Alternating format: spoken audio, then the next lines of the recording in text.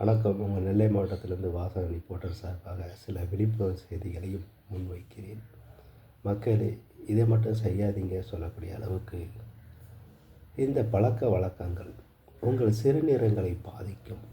இரவு நீண்ட நேரம் தூங்காமல் இருத்தல், அதிகம் காப்பி அருந்துதல், அடிக்கடி தலைவலி, வலி நிவாரணி மாத்திரைகள் உட்கொள்ளுதல், மது அருந்துதல், துரித பாக்கெட் உணவுகள் எடுத்தல், விட்டமின் B6, மேக்னீசியம் குறைபாடு, உணவில் அதிகம் சர்க்கரை, உப்பு சேர்த்தல், சிறுநீர் கழிக்கும் உணர்வு ஏற்பட்டாலும் அடக்குதல், போதுமான தண்ணீர் அருந்தாமல் இருத்தல், இப்படி பல்வேறு இதாக உடல்நிலையை பாதிக்கக்கூடிய அளவுக்கு இருப்பினும் அதை செய்யாமல் இருப்பது நல்லது.